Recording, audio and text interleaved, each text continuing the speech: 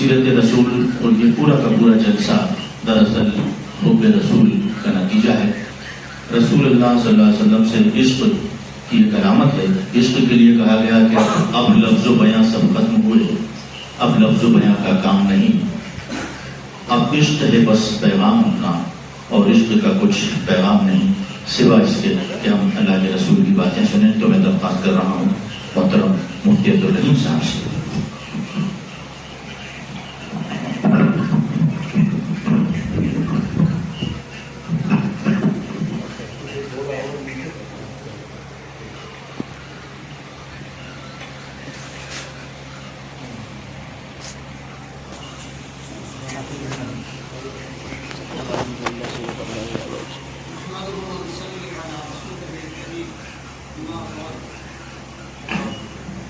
أعوذ بالله من الشيطان الرجيم بسم الله الرحمن الرحيم قال الله تبارك وتعالى في القرآن المجيد والفرقان الحميد وما أرسلناك إلا رحمة للعالمين۔ محترم حضرات، اللہ جل شانہ کا بہت بڑا احسان ہے، اس کا کرم ہے کہ اس نے ہم لوگوں کو حضور پاک صلی اللہ علیہ وآلہ وسلم کی امت میں پیدا فرمایا۔ حضور پاک صلی اللہ علیہ وآلہ وسلم کو ہمارے لیے نبی و رسول بنا کر کے بھیجا۔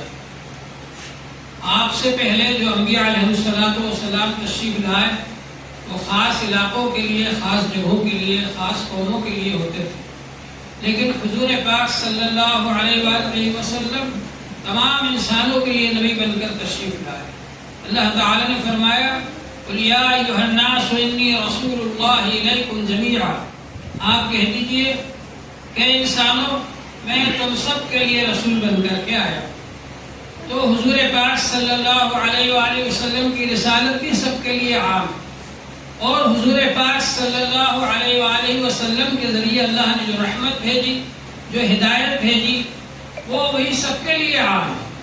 حضور پاک صلی اللہ علیہ وآلہ وسلم تمام انسانوں کے لیے رحمت بن کر کے آئے، جانوروں کے لیے بھی رحمت بن کر کے آئے، غلاموں کے لیے بھی رحمت بن کر کے آئے، غلاموں کے مالکوں کے لیے بھی رحمت بن کر کے تشریف لائے، عورتوں کے لیے بھی رحمت بن کر تشریف لائے، مردوں کے لیے بھی رحمت بن کر کے تشریف لائے، تجارت کرنے والوں کے لیے بھی رحمت بن کر تشریف لائے، مزدوروں کے لیے بھی رحمت بن کر کے تشریف لائے۔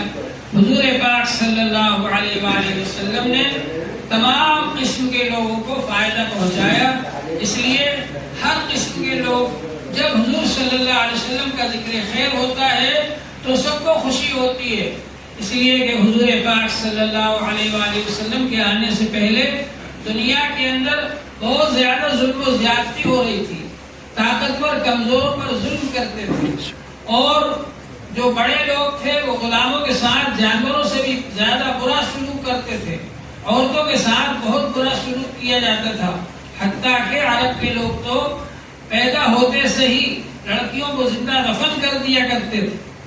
اور یورپ کے اندر حضور صلی اللہ علیہ وآلہ وسلم کے تشریف لانے سے پہلے کانفرنس ہوئی، اور اس میں لوگ بڑے بڑے دانشور اور فلاسفر اور سائنسداں شریک ہوئے، اور انہوں نے یہ اس میں غور و فکر کیا کہ عورت ہے کیا چیز۔ تو سب نے مل کر یہ فیصلہ کیا کہ عورت ہے تو جاندار، مگر اس کا کوئی حق نہیں، صرف مرد کی خدمت کے لیے بنائی گئی۔ اس کے مقابلے میں حضور پاک صلی اللہ علیہ وآلہ وسلم جب تشریف لائے دنیا کے اندر تو آپ نے لڑکیوں کو زندہ دفن کرنے کا سلسلہ ختم فرمایا، لڑکیوں کی پیدائش اور پرورش پر آپ نے جنت کی خوشخبری دی۔ ارشاد فرمایا جو 3 لڑکیوں کی پرورش کرے وہ جنتی ہے۔ ایک صحابی نے کہا اللہ کے رسول جو 2 لڑکیوں کی پرورش کرے؟ آپ نے فرمایا جو 2 لڑکیوں کی پرورش کرے وہ بھی جنتی ہے۔ ایک صحابی نے پوچھا اللہ کے رسول جو 1 لڑکی کی پرورش کرے؟ فرمایا جو 1 لڑکی کی پرورش کرے وہ بھی جنتی ہے۔ حضور پاک صلی اللہ علیہ وآلہ وسلم نے ارشاد فرمایا الجنت تحت اقدام الامہات، جنت ماؤں کے قدموں کے نیچے ہے۔ حضور پاک صلی اللہ علیہ وآلہ وسلم نے ماں کا حق مقرر فرمایا، بیٹی کا حق مقرر فرمایا، بہن کا حق مقرر فرمایا، اور سب کے حقوق مقرر فرمایا۔ آپ نے میراث کے اندر حصے مقرر فرمایا۔ ملے گا، بہن کو اتنا حصہ ملے گا، بیٹی کو اتنا حصہ ملے گا، بیوی کو اتنا حصہ ملے گا۔ اور حضور پاک صلی اللہ علیہ وآلہ وسلم نے ارشاد فرمایا المرأۃ راعیۃ، کہ عورت بھی ذمہ دار ہے۔ جس طرح آپ نے یہ فرمایا الا کلکم راعی وکلکم مسئول عن رعیتہ، تم میں سے ہر شخص ذمہ دار ہے اور اس کی ذمہ داری میں جو لوگ رہتے ہیں ان کو اس کے بارے میں سوال ہوگا کہ تم نے ان کا حق ادا کیا کہ نہیں کیا۔ الرجل راع علی اہل بیتہ، مرد اپنے گھر والوں کا ذمہ دار ہے، بیوی بچوں کے بارے میں سوال ہوگا۔ اسی طرح سے آپ نے فرمایا المرأۃ راعیۃ علی بیت زوجها وولدہ، کہ عورت کی ذمہ داری ہے کہ وہ اپنے شوہر کے گھر کی نگرانی کرے اور دیکھ بھال کرے اور بچے کی پرورش کرے اور بچے کی خدمت کرے اور شوہر کی خدمت کرے۔ حضور پاک صلی اللہ علیہ وآلہ وسلم نے ارشاد فرمایا ان المرأة اذا صلت خمسها واطاعت بعلها وصامت شهرها فلتدخل من ای ابواب الجنة شاءت، عورت جب پانچوں نمازیں پڑھنے والی ہو، رمضان شریف کے روزے رکھنے والی ہو، شوہر کی فرما برداری کرنے والی ہو، جنت میں جس دروازے سے چاہے داخل ہو جائے۔ حضور پاک صلی اللہ علیہ وآلہ وسلم نے عورتوں کو گھر کی ذمہ داری دی اور مردوں کو باہر کی ذمہ داری دی۔ مرد کے ذمہ ہے کہ وہ کما کر کے لائے اور عورت پر خرچ کرے، بیوی پر خرچ کرے، بیٹے کی ذمہ ہے کہ ماں پر خرچ کرے، بھائی کی ذمہ ہے کہ بہن پر خرچ کرے، اور اس طرح سے آپ نے ذمہ داری کو تقسیم فرما دیا۔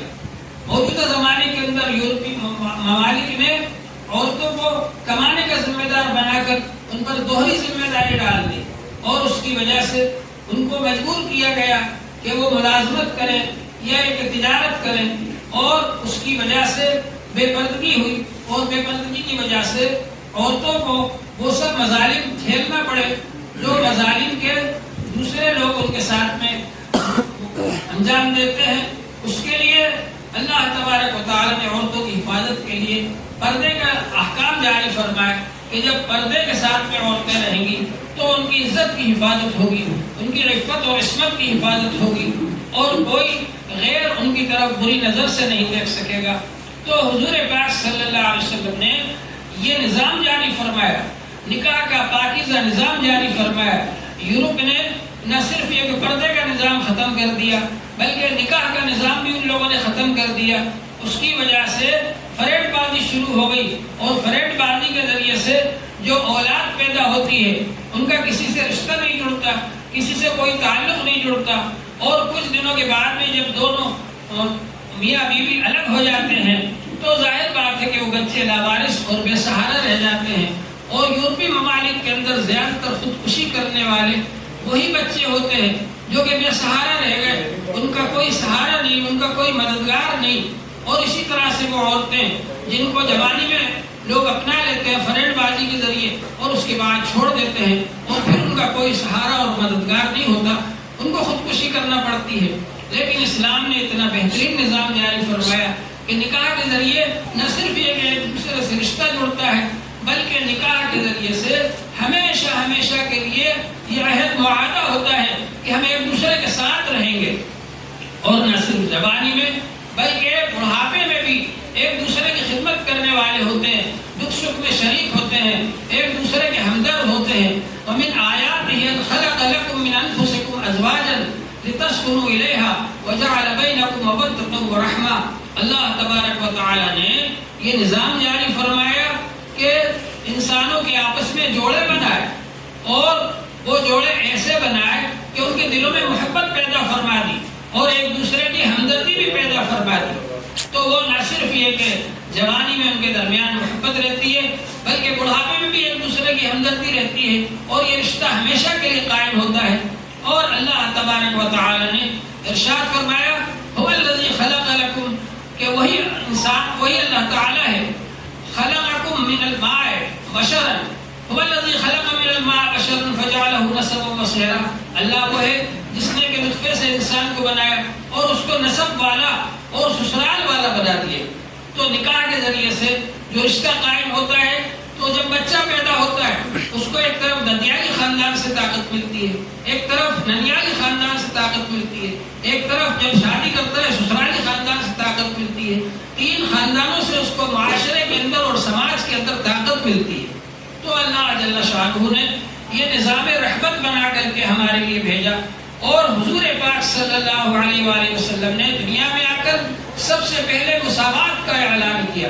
سارے انسان ایک ماں باپ کی اولاد ہیں اور سب آپس میں برابر ہیں، کسی کو حقیر سمجھنے کا حق حاصل نہیں ہے، کسی کی توہین کرنے کا حق حاصل نہیں ہے، کسی کو ذلیل سمجھنے کا حق حاصل نہیں ہے۔ ہمارے ہندوستان کے اندر ابھی تک کچھ لوگوں کو یہ سمجھا جاتا ہے کہ وہ نیچے خاندان کے ہیں اور ذلیل رہیں گے، ہمیشہ حقیر رہیں گے، ان کو پاس بٹھانے کے لیے لوگ تیار نہیں ہوتے، ان کے ساتھ کھانا کھانے کے لیے تیار نہیں ہوتے، ان کے عبادت خانے الگ ہیں، ان کے رہنے سہنے کا طور طریقہ الگ ہے۔ اسلام نے آ کر کے بتایا کہ ہم سب برابر کے درجے کے ہیں اور اللہ تبارک و تعالی کے بندے ہیں، صرف اللہ کی بندگی کرنا چاہیے۔ کسی انسان کو یہ حق حاصل نہیں ہے کہ وہ دوسروں کو غلام بنائے یا ان سے اپنی عبادت کروائے یا اپنی پرستش کروائے۔ اللہ جل شانہ اس کا حقدار ہے کہ اسی کی عبادت کی جائے، کیونکہ وہ ہمارا خالق اور مالک۔ توحید کا پیغام دیا حضور پاک صلی اللہ علیہ وآلہ وسلم نے، ایمانداری کا پیغام دیا، مساوات کا پیغام دیا۔ حضور پاک صلی اللہ علیہ وآلہ وسلم نے جب یہ مساوات کا پیغام دیا، جن کو لوگ غلام سمجھتے تھے، جن کو حقیر سمجھتے تھے، جب وہ لوگ حضور پاک صلی اللہ علیہ وسلم کے پاس حاضر ہوئے، اسلام قبول کیا، آپ نے ان کو بڑے بڑے درجات دیے، بلند درجات عطا فرمائے۔ اس کی وجہ سے عرب کے لوگ سارے کے سارے آپ کے مخالف ہو گئے اور آپ کو مکہ مکرمہ سے نکالنے کے لیے تیار ہو گئے۔ مکے میں رہتے ہوئے بھی 13 سال تک آپ کو ستایا اور پریشان کیا، اور اس کے بعد مکے سے نکال دیا۔ حضور پاک صلی اللہ علیہ وسلم کے آنے سے پہلے دنیا کے اندر کوئی جمہوری حکومت نہیں تھی۔ عرب کے اندر تو قبائلی نظام تھا، قبیلے حکومت کرتے تھے، جو قبیلے کا خاندان کا چودھری ہوتا تھا اس کی حکومت چلتی تھی۔ ہر قبیلے کے اندر الگ الگ خاندان میں الگ الگ قبیلوں میں ہوتے تھے، اور ایران اور روم کے اندر شاہی حکومت تھی، ڈکٹیٹرشپ تھی۔ اسلام نے آ کر کے سب سے پہلے جمہوری نظام بتایا، اور حضور پاک صلی اللہ علیہ وآلہ وسلم نے مدینہ منورہ پہنچ کر کے جمہوری حکومت قائم فرمائی، اور یہ بتلایا کہ عدل و انصاف کیسے قائم ہوتا ہے۔ یہ تو سبھی کہتے ہیں کہ امن قائم ہونا چاہیے، لیکن امن اس وقت قائم ہوتا ہے جب عدل و انصاف قائم ہو، اور عدل و انصاف اس وقت قائم ہوتا ہے جبکہ تعصب کو ختم کیا جائے۔ حضور پاک صلی اللہ علیہ وسلم نے نسلی تعصب کو ختم کیا، حضور پاک صلی اللہ علیہ وسلم نے رنگ کے تعصب کو ختم کیا۔ امریکہ اور افریقہ کے اندر ابھی تک رنگ کی وجہ سے فرق کیا جاتا ہے، کالے لوگ گوروں کو مارتے ہیں، گورے لوگ کالوں کو مارتے ہیں۔ ہمارے ہندوستان کے اندر سماجی اونچ نیچ پائی جاتی ہے، اس سب کو حضور پاک صلی اللہ علیہ وسلم نے ختم فرمایا، اور یہ ارشاد فرمایا لا فخر لعربی علی عجمی ولا لعجمی علی عربی۔ عرب کے رہنے والے کو عجم کے رہنے والے پر کوئی بڑائی حاصل نہیں، عجم کے رہنے والے کو عرب کے رہنے والے پر کوئی بڑائی حاصل نہیں۔ ولا لاحمر علی اسود ولا لاسود علی احمر، اور کالے کو گورے پر، گورے کو کالے پر کوئی بڑائی حاصل نہیں۔ کلکم بنو آدم وآدم من تراب، تم سب آدم علیہ السلام کی اولاد ہو، اور آدم علیہ السلام مٹی سے بنے تھے۔ الا بالتقوی، اگر بڑائی حاصل ہے، عزت حاصل ہے تو تقوی کی وجہ سے ہے۔ جس کے اندر جتنا زیادہ اللہ کا خوف ہوگا، جو جتنا زیادہ اللہ سے ڈرتا ہوگا، جو جتنا زیادہ اللہ سے تعلق رکھتا ہوگا، اللہ کی نظر میں وہ اتنا ہی زیادہ عزت والا ہے۔ اللہ جل شانہ نے ارشاد فرمایا یا ایھا الناس انا خلقناکم من ذکر و انثی وجعلناکم شعوبا وقبائل لتعارفوا ان اکرمکم عند اللہ اتقاکم۔ اے انسانوں، ہم نے تم سب کو ایک ماں باپ سے بنایا اور تمہارے خاندان اور برادریاں بنا دی پہچان کے لیے، تاکہ تم پہچان حاصل کرو۔ اس بات کو یاد رکھو کہ تم میں سب سے زیادہ عزت والا اللہ کی نظر میں وہ ہے جو سب سے زیادہ اللہ سے ڈرنے والا ہے۔ جس کے دل میں جتنا زیادہ اللہ سے تعلق ہوگا، اللہ کا خوف ہوگا، جو اللہ کے احکام کو زیادہ پورا کرنے والا ہوگا، وہی اللہ تعالی کی نظر میں سب سے زیادہ عزت والا ہے۔ تو حضور پاک صلی اللہ علیہ وآلہ وسلم نے مساوات کا اعلان فرمایا، انصاف فرمایا آپ نے۔ حضور پاک صلی اللہ علیہ وسلم کے زمانے میں ایک فاطمہ نامی عورت نے چوری کر لی، تو اس کی وجہ سے لوگوں نے سفارش کی کہ آپ ان کو چھوڑ دیجیے، اونچے خاندان کی ہے، ان کے ہاتھ نہ کاٹیے۔ حضور پاک صلی اللہ علیہ وآلہ وسلم نے خطبہ دیا اور یہ فرمایا والذی نفس محمد بیدہ، قسم ہے اس ذات کی جس کے قبضے میں میری جان ہے، اگر میری بیٹی فاطمہ بھی چوری کر لیتی میں اس کے بھی ہاتھ کاٹ دیتی۔ یہ اسلام کا نظام ہے۔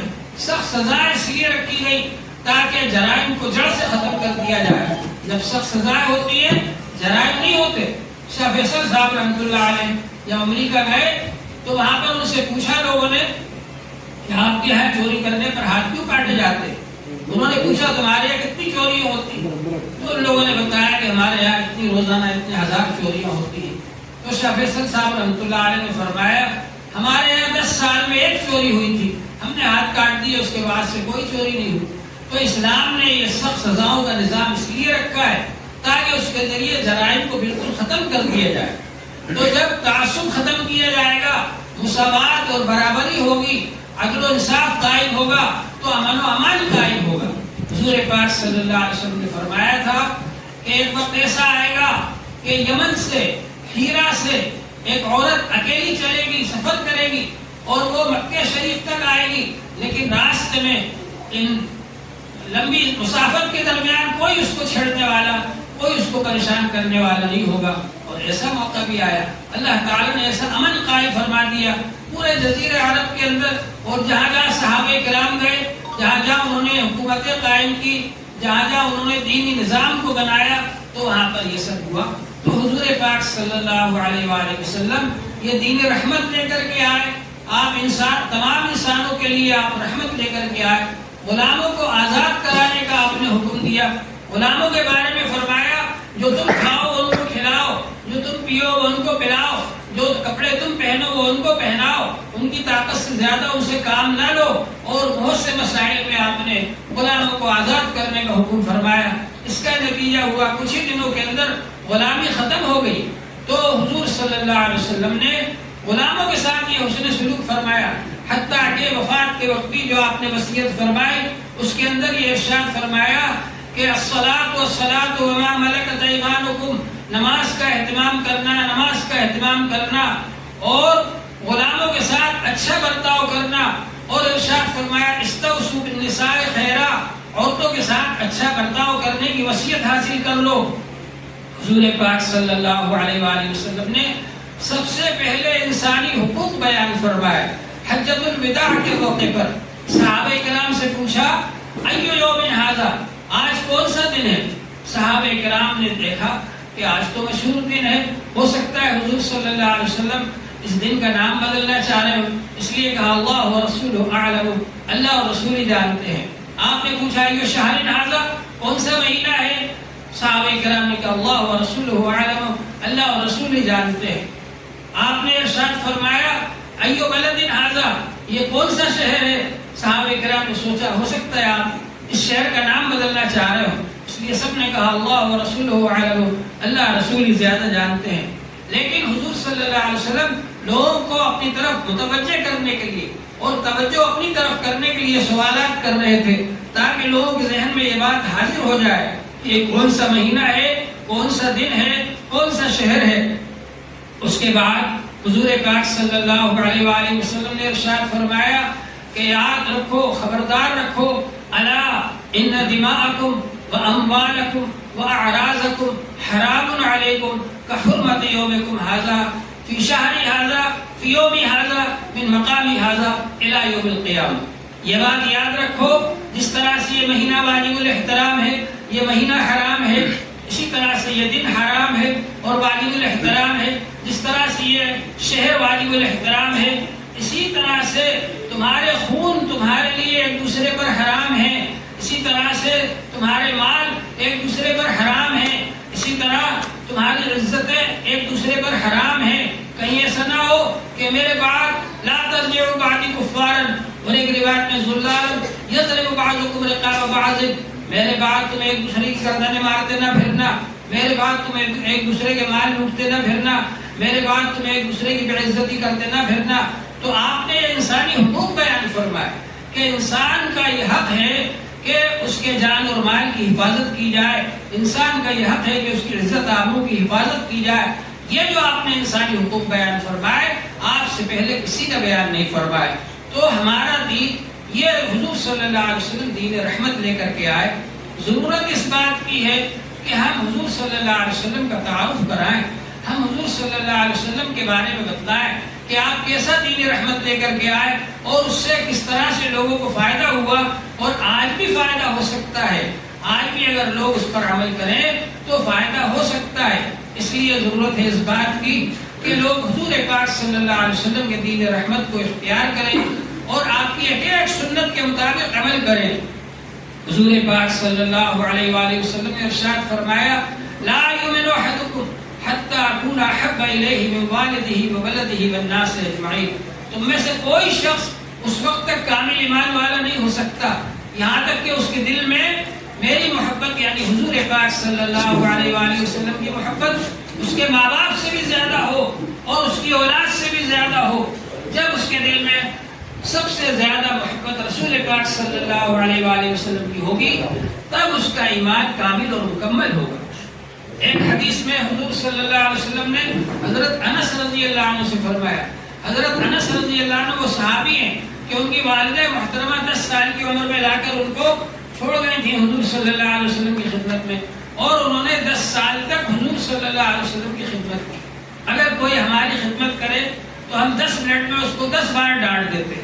حضرت انس رضی اللہ عنہ کہتے ہیں کہ میں نے حضور صلی اللہ علیہ وسلم کی 10 سال تک خدمت کی لیکن 10 سال میں رسول پاک صلی اللہ علیہ وسلم نے کبھی مجھے نہیں ڈانٹا, کبھی یہ نہیں فرمایا کہ یہ کام کیوں کر لیا, یہ کام کیوں نہیں کیا, کبھی نہیں فرمایا. حالانکہ بہت کم عمر صحابی تھے اور ان سے کبھی غلطی بھی ہو جاتی تھی لیکن رسول پاک صلی اللہ علیہ وسلم نے ان کو کبھی نہیں ڈانٹا.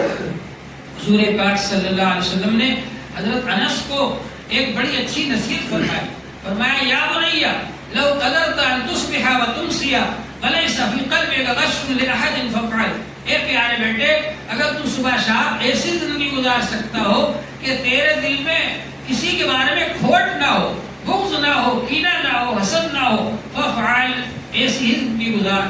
پھر فرمایا وذالک من سنتی, میرا طریقہ یہی ہے, میری سنتیں یہی ہیں. ومن احب سنتی فقد احبنی, جو میرے طریقے سے محبت رکھے گا اس نے مجھ سے محبت رکھی.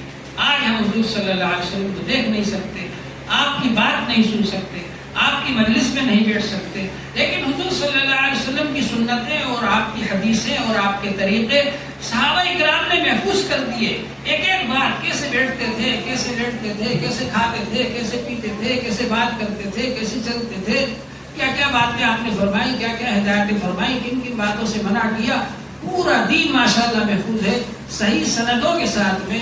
دوسرے لوگوں کے یہاں تو سندیں ہی نہیں پائی جاتی, ہمارے ایسے ہی سندوں کے ساتھ میں محفوظ ہے. ضرورت ہے کہ ہم اس کو پڑھیں اور یاد کریں. تو ایک ایک سنت پر اگر آپ عمل کریں گے کتنا بڑا ثواب ملے گا. فرمایا من احب سنتی فقد احبنی, جو میری سنت سے محبت کرے گا اس نے مجھ سے محبت کی. ومن احبنی کان معی فی الجنہ, جس نے مجھ سے محبت کی وہ میرے ساتھ جنت میں ہوگا. تو ہم کو حضور صلی اللہ علیہ وسلم سے محبت کرنا ہے اور حضور صلی اللہ علیہ وسلم سے محبت کا طریقہ یہ ہے کہ آپ کی سنتوں کو اپنایا جائے اپنی زندگی کے اندر اور حضور صلی اللہ علیہ وسلم کے طریقے کے مطابق اپنے آپ کو بنایا جائے. صحابہ اکرام ہر صحابی حضور صلی اللہ علیہ وسلم کی یادگار تھے. جیسے حضور صلی اللہ علیہ وسلم کام کرتے تھے, جو طریقہ آپ کا تھا اس طریقے پر صحابہ اکرام کام کرتے تھے. صحابہ اکرام کو دیکھ کر لوگ کہا کرتے تھے کہ یہ حضور صلی اللہ علیہ وسلم کے زیادہ مشابہ ہیں. عبداللہ ابن مسعود رضی اللہ عنہ کے بارے میں کہتے تھے وہ بہت زیادہ مشابہ ہے حضور پاک صلی اللہ علیہ وسلم کے. تو ہمارا یہ جذبہ ہونا چاہیے ہم میں سے ہر آدمی رسول پاک صلی اللہ علیہ وسلم کا نمائندہ ہو, رسول پاک صلی اللہ علیہ وسلم کی سنتیں ہماری زندگی سے جھلک رہی ہوں اور ہمارے اندر رسول پاک صلی اللہ علیہ وسلم کی صفات پائی جا رہی ہو. تو انشاءاللہ تعالی یہ دوسرے لوگوں کو صحیح تعارف ہوگا اور ہم حضور صلی اللہ علیہ وسلم کا تعارف کرائیں. موجودہ زمانے میں بڑے افسوس کی بات ہے کہ دوسرے لوگ غلط طریقے سے پروپیگنڈا کرتے ہیں حضور پاک صلی اللہ علیہ وسلم کے خلاف اور ہم لوگ اس کا کوئی جواب نہیں دے پاتے اور ہم تعارف نہیں کرا پاتے رسول پاک صلی اللہ علیہ وسلم کا.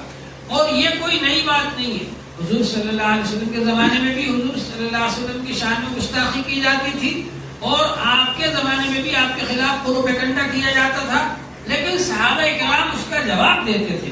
صحابہ کرام نعت پڑھتے تھے، اشعار پڑھتے تھے، حضور کی شان بیان کرتے تھے اور حضور پاک صلی اللہ علیہ وسلم کی صفات کو بیان کرتے تھے.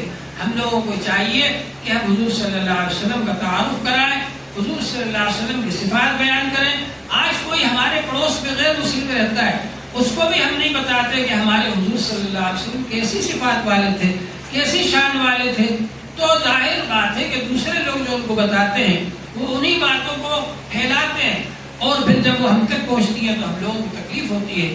تو کوشش یہ کرنا چاہیے کہ ہم حضور پاک صلی اللہ علیہ وسلم کی سیرت کو پڑھیں اور سمجھیں اور اس کے مطابق عمل کریں. میں یہ سمجھتا ہوں کہ ہمارے جناب بدر بھائی نے اور آپ سب حضرات نے یہ پروگرام رکھا، یہ بہت اچھا پروگرام ہے اور ایسے پروگرام ہوتے رہنا چاہیے. اور یہ زمانہ تو میڈیا کا زمانہ ہے، میڈیا کے ذریعے آپ اپنی بات پہنچائیں، حضور صلی اللہ علیہ وسلم کی صفات کو دوسروں تک پہنچائیں، اپنے بھائیوں تک پہنچائیں، ہمارے ہندوستان کے جو بھائی ہیں وطنی بھائی ان تک بھی پہنچائیں، ہمارے بہت سارے مسلمان بھائیوں کو بھی حضور صلی اللہ علیہ وسلم کی سیرت کے بارے میں تفصیلی باتیں معلوم نہیں ہیں، ان کو پہنچائیں تاکہ ان کو معلومات ہو اور وہ حضور پاک صلی اللہ علیہ وسلم کے سچے عاشق بنیں اور حضور صلی اللہ علیہ وسلم کے طریقے کے مطابق عمل کرنے والے بنیں. میرے خیال سے میں نے آپ حضرات کا بہت وقت لے لیا. اللہ جل شانہ آپ حضرات کو جزائے خیر عطا فرمائے.